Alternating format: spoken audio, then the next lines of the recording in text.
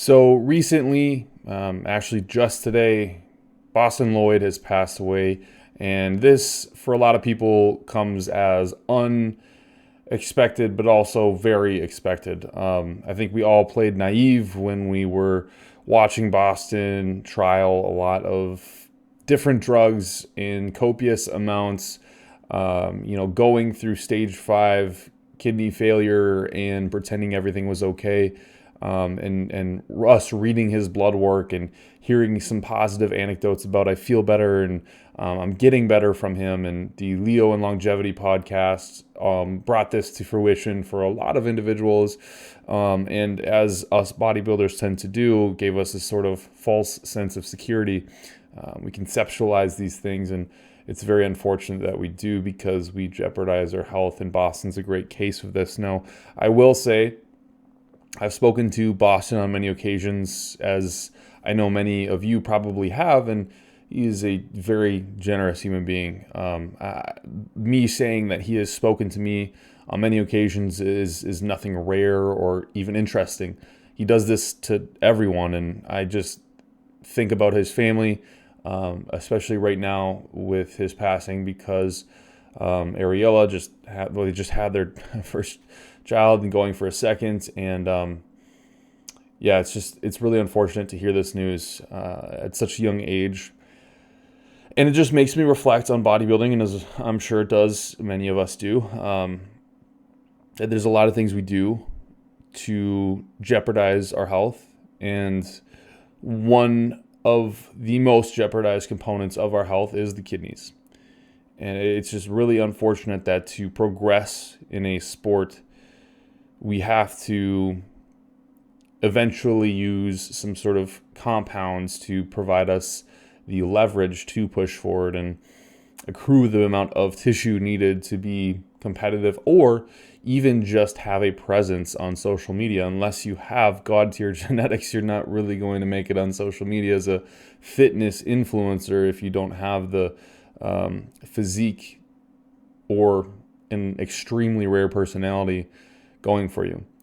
And so we're kind of forced to use these compounds that are sort of degrading our health at a much faster state. We eat higher protein. We try to live very inflammatory lives, which would normally be good for people in moderation, but the moderation part isn't really talked about within these endeavors. And unfortunately, the fitness industry is bar none the biggest industry, especially in the United States, besides healthcare and many other things. But looking at what happened to Bostin just makes you realize, like, shit, like, none of us are invincible at all. None of us. Like, you can do whatever you want in life, and your choices are completely yours. But at the end of the day, you might feel great, you might look great, but you're not invincible. And that is a fallacy a lot of us are living out, and we need to come to terms with. And this video isn't meant to be factual or anything outstanding. It's just meant for me to say simply my feelings, I guess, on this topic. It sucks because Bostin, I had a connection to him. Other bodybuilders who have passed this year and the years past, I didn't have a connection like this to, but I still felt that emotionally, just vicariously because of what I'm doing and what they're doing.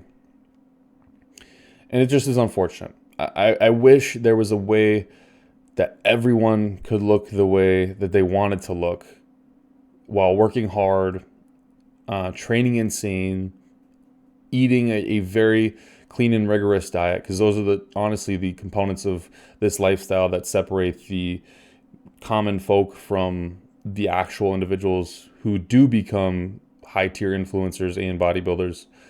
But the other stuff is more of what I'm concerned. I wish we could just say, hey, I'm going to switch on a specific gene and grow really well and have no implications to my health. Or I wish there was just a way to eventually understand that, hey, this lifestyle is going to afford me the ability to buy a mechanical kidney, and I'm not going to have to worry about my kidneys, or something of that nature that doesn't involve, at the end of the day, a heart attack, kidney failure, or some sort of other vascular disease.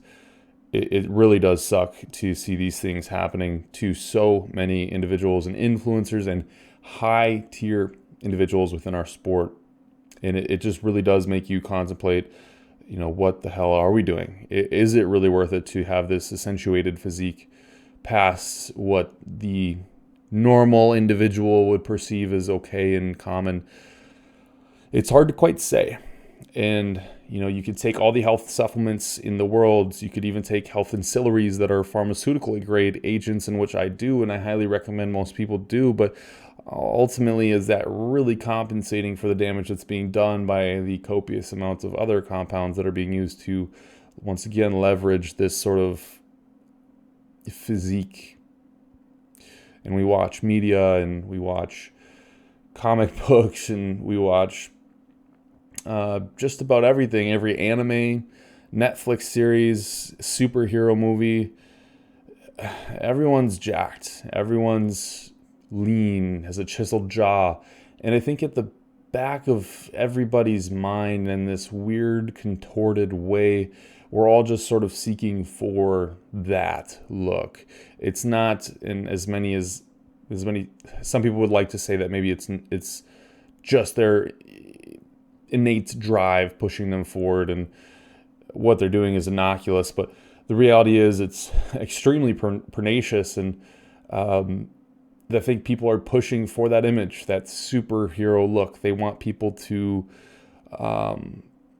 recognize that they're in the room and associate them with power. And it is a complex at times, I believe.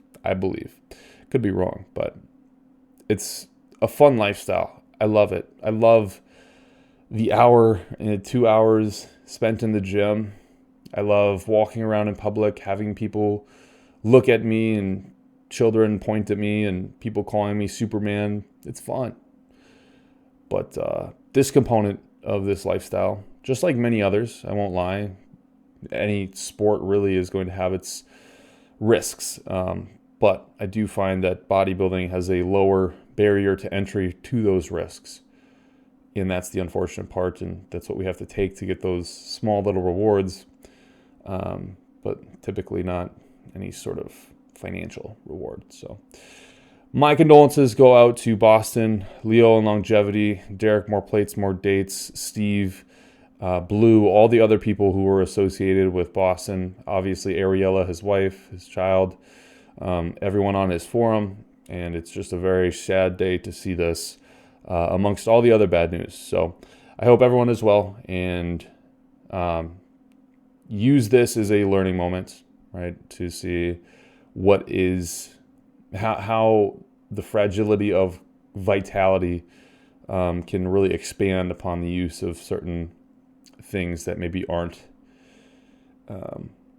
meant to be used. It's Icarus, right? Flying too close to the sun, eventually burning up.